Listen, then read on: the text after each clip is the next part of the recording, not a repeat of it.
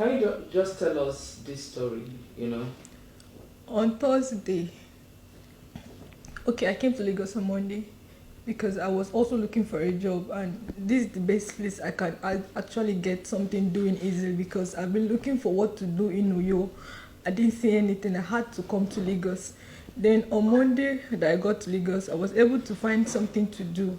I got a job, which I told her that I've gotten a job somewhere and I'm supposed to resume on Monday, that's tomorrow. So on Thursday, she called me. I was in the house cooking. She called me that, guy, I want to. There's this interview that they just called her for at Oron Road, that she doesn't want to go because the place is far and she does not have money on her. I told her, is it because the place is far or because she don't have money? She said it's because she does not have money. I sent her 2,000 naira that she should go, but before leaving, she should tell someone around her that this is where she's going to, since I'm not in Uyo. So she said in our chat that, okay, she was going to forward the number of the person that has called her to her sister so that she will not go and lose, jokingly. Nana said, okay. She called me that she was heading to the place after I've sent her the 2,000. So on her way going there, she called me again. I was still in the kitchen cooking, so my phone was close by. So I picked immediately. Said, guy, this place is far. And then I told her, guy, if that place is that far, if you go back, that's how I sent it. So she now said she's already here, that she will find out by herself before, if the money they are going to pay her is not favorable, she will not be coming to this kind of a far place. The next minute, I saw a 1 second audio on my phone, so I quickly checked it was from her. So I played it. I didn't hear anything, so I was thinking maybe she wants to tell me something, or maybe she does not have enough data. So I called her immediately. I didn't allow it to be up to 5 minutes or 10 minutes. It was the moment I got the message, I called her, and I heard her screaming when she picked. I'm sure they were trying to struggle then, so they picked mistakenly, and I heard her screaming. So I tried calling back again. I've been calling her since then. She's not picking her call, and I tried calling her 2 times. She didn't pick. That was when I raised an alarm.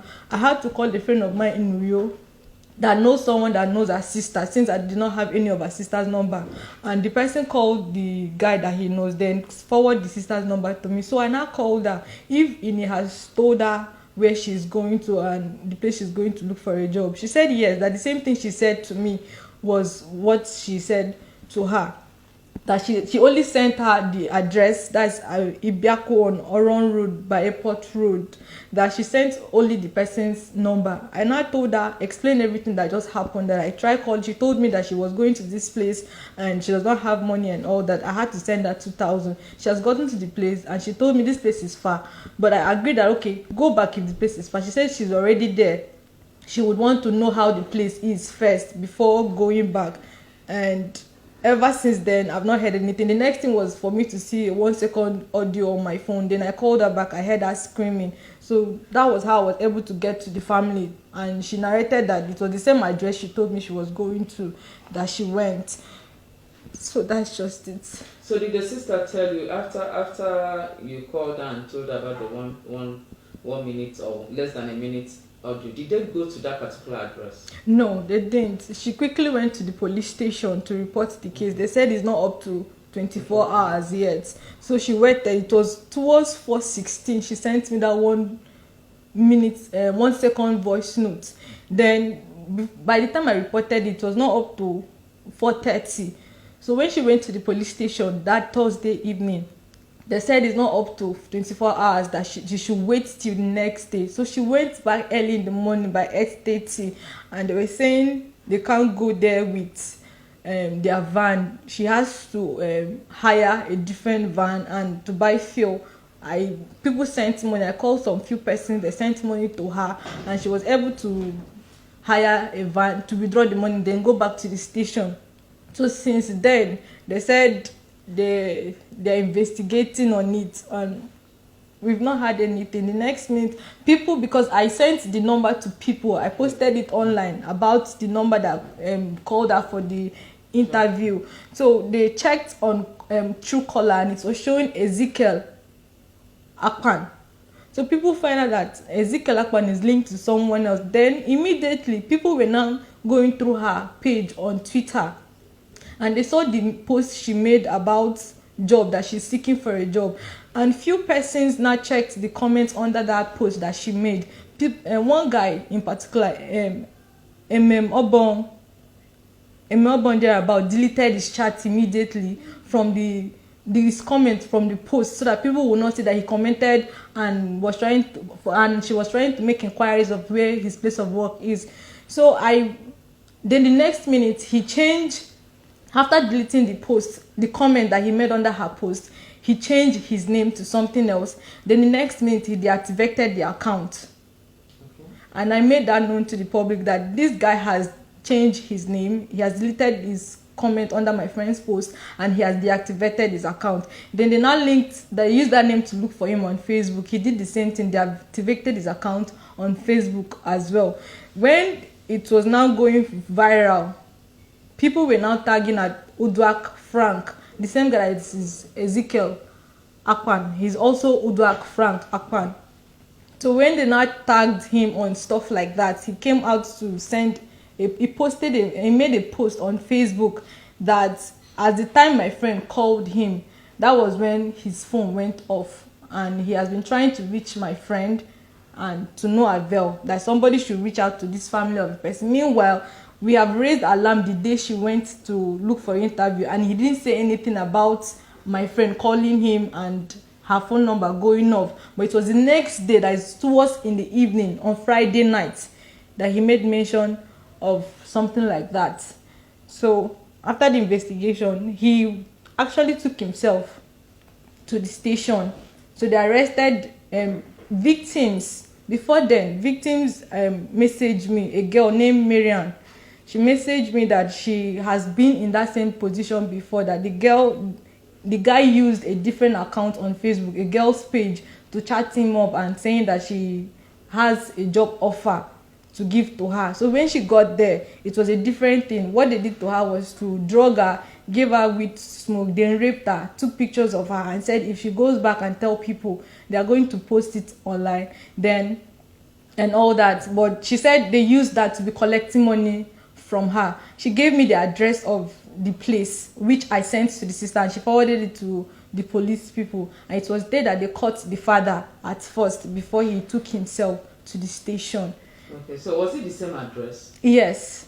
Okay. So the same address that the girl sent to me, that they were able to locate the father. Okay. And he admitted that Uduak Frank Akpan is his son. Okay. Okay, so my question again is, was it that same address that your friend went to? Was it the same? Yes, place? Along Airport Road. People made investigation and they saw that he always looked for a place at a land at Airport Road to buy. And most people too that he actually called for job interview as well said he always mentioned of Ibiaku Road by Airport Road. Okay. So obviously it's the same guy that this yes, is yes, about. Yes. Okay. Do you have his picture? Yes. Okay. When I called you, I think I said something on Facebook. I don't know. Was it Facebook or Twitter? I don't know if it's from you. That he's been arrested. Yes. Okay, so he's still with the police. Yes. So with the other guy, he took himself. The police didn't arrest him. No, he took himself. Okay, the sister told me that he took himself to the station, maybe because he has seen that there's no way for him to run to, so he had to go there. But they've not said anything that he has been telling the police. But the only thing the sister said is that he has been giving out vital information, and they are using that to work on the matter. That's what she said. Okay. You're extremely emotional. You were extremely emotional when I called you. Is there any other information that's... This morning, because yesterday she told me that the police said confidently to her that she should go home, that by 8 o'clock this morning they are going to give her something positive. So she went home with the hope that okay, today they are going to find her sister. But before then, they told her that the guy has confessed to them that he has raped her countless times, and that he left her with his cousin. That's what the sister told me. That's what the guy said, that he left her with the cousin. So before this morning, the police, since he has already confessed to the police that he has raped her countless times, and he left her with the cousin. We were now hopeful that he would take them to where my friend is. But this morning, the sister told me that they've killed my friend and they have buried her. She got the information from the police, I guess. Yes, I called again to confirm. She said I should take everything she's saying truth, that they've killed my friend and they've buried her. Just like that. She only went to look for a job.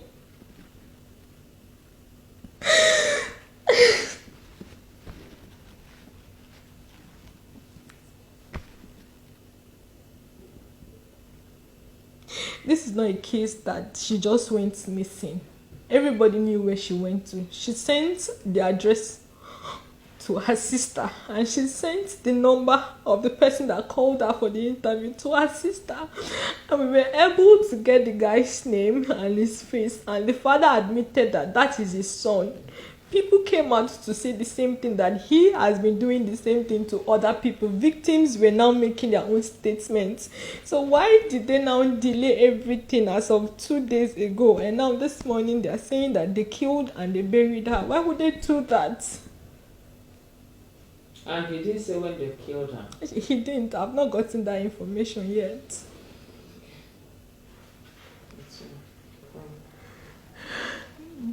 This month that just ended made that 26 years.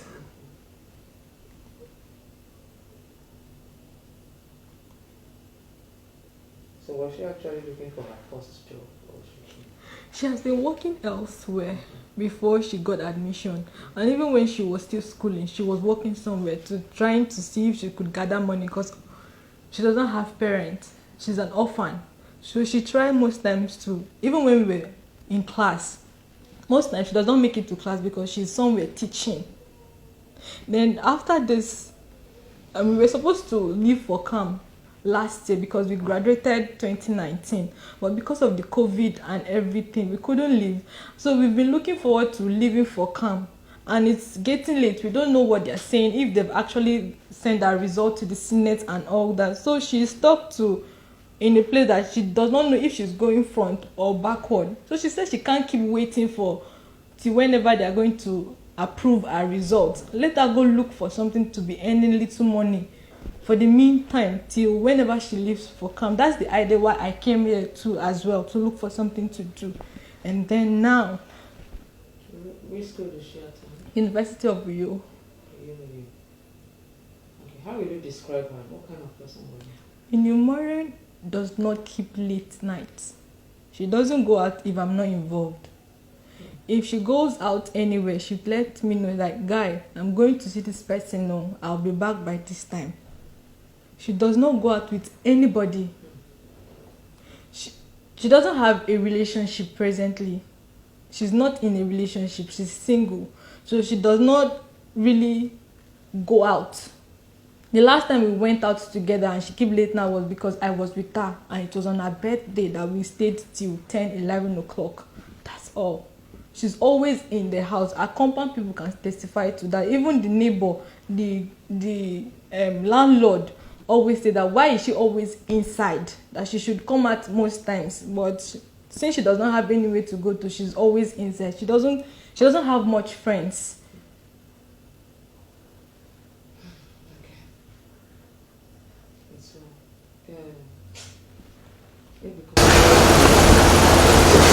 Okay.